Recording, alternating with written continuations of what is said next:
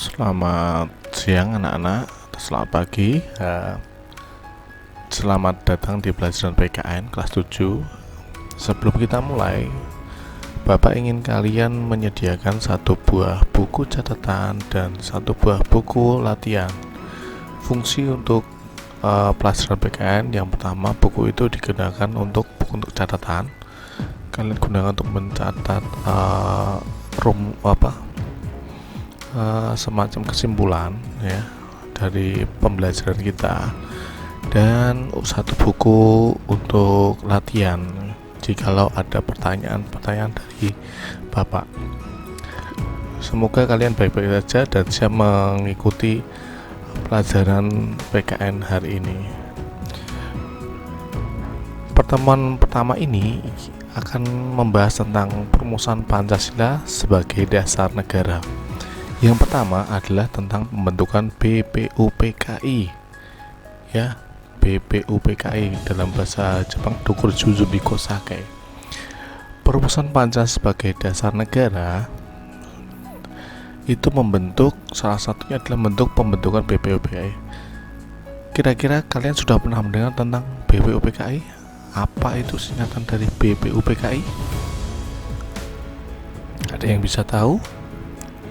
BPUPKI adalah B itu badan, P itu penyelidik, U usaha-usaha, P persiapan, K kemerdekaan, dan I Indonesia. Kalian sudah mengerti sekarang ya tentang apa itu artinya BPUPKI. Jepang mulai menguasai wilayah Indonesia setelah Belanda menyerah di Kalijati, Subang, Jawa Barat. Pada tanggal 8 Maret 1942, kedatangan Jepang semula disangka baik oleh bangsa Indonesia. Hal itulah yang membuat orang Indonesia ingin merubah situasinya. Kita tahu bahwa kedatangan Jepang itu menganggap kita sebagai mereka adalah saudara tuanya. Salah satunya adalah tentang semboyan Jepang, ya. Jepang pelindung Asia, Jepang pemimpin Asia, dan Jepang cahaya Asia. Ya, yang terkenal dengan sebutan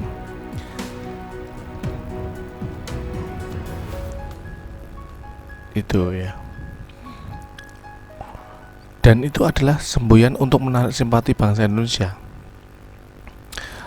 Ya, sejarah menunjukkan bahwa Jepang tidak berbeda dengan Belanda, yakni ingin menjajah Indonesia, tapi dengan pendekatan-pendekatan yang berbeda, yakni menganggap saudara, bersimpati dengan Indonesia. Tapi kita tahu bahwa pada masa Jepang terjadi penjajahan yang sangat luar biasa yang kita kenal dengan sebutan Romusa. Kalau zaman Belanda kita sebut sebagai kerja paksa. Kalau di zaman Jepang adalah Romusa, ya, kerja rodi. Kemenangan Jepang di Indonesia tidak bertahan lama. Pihak sekutu, ini Inggris, Amerika, dan Belanda, melakukan serangan balasan. Satu persatu daerah dikuasai Jepang kembali ke tangan sekutu. Untuk menarik simpati bangsa Indonesia, Jepang mengumumkan pembentukan Dokuritsuzu Bikosake atau yang kita kenal tadi adalah BPUPKI. Nanti dicatat ya. Badan Penyelidik Usaha-usaha Persiapan Kemerdekaan Indonesia, Dokuritsuzu Bikosake. BPUPKI dibentuk pada tanggal 1 Maret 1945 pada peringatan bangunan Jawa Baru. Dan bagi bangsa Indonesia, BPUPKI tujuannya adalah untuk menyelidiki usaha-usaha persiapan kemerdekaan. Video ini bisa kalian ulang-ulangi lagi nanti ketika belum jelas. Janji Jepang membentuk BPUPKI direalisasikan pada tanggal 29 April 1945 bersama dengan hari ulang tahun dari Jepang, yakni Kaisar Hirohito. Ini adalah foto dari Kaisar Hirohito. Ya, perlu diingat kalian bisa membuka bahasan ini di buku PKN halaman 3 ya. BPUPKI selanjutnya dilantik oleh Jepang dengan anggota sejumlah 62 orang yang terdiri dari atas tokoh-tokoh bangsa Indonesia dan 7 orang beranggotakan perwakilan dari Jepang. Ketuanya adalah, yang pertama adalah Dr. KRT Rajiman Widyo Diningrat. Kemudian wakilnya ada 2, yakni Ichibang Sae Soshio dari Jepang dan Raden Panji Suroso dari Indonesia. Kita lanjutkan. Selama melaksanakan tugasnya, BPUPKI mengadakan sidang sebanyak 2 kali. Dicatat lagi ya, 2 kali, yakni sidang resmi dan sidang tidak resmi. Sidang resmi pertama itu dilaksanakan tanggal 29 Mei sampai 1 Juni 1945, membahas tentang dasar negara. Sidang resmi kedua itu dilaksanakan 10 sampai 17 Juli 1945, membahas rancangan Undang-Undang Dasar.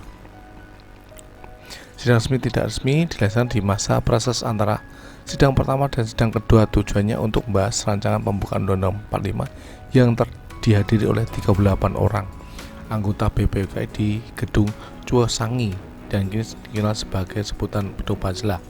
Bisa kalian lihat gambarnya di halaman 1 ya. Sekarang jadi Gedung Pancasila. Oke, kita simpulkan saja untuk materi hari ini. Yakni yang pertama, ini nanti ditulis, kalian tulis di buku catatan, yakni BPUPKI dibentuk pada tanggal 1 Maret 1945. Yang kedua, anggota BPUPKI yaitu ada 62 orang dengan 7 orang Jepang.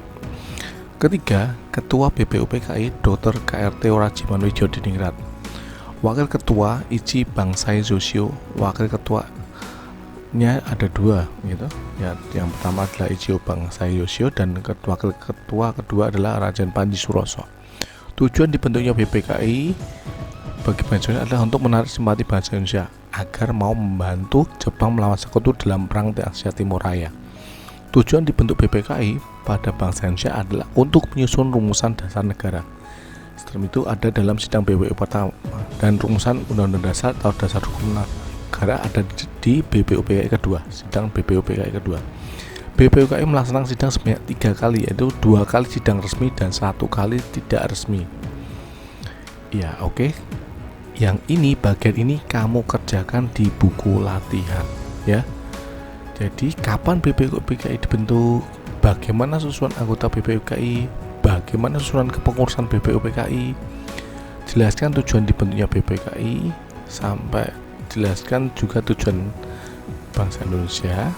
Yang terakhir jelaskan 3 macam sidang BPUPKI. Demikian materi hari ini, semoga kalian bisa memahami apa yang Bapak sampaikan hari ini. Terima kasih.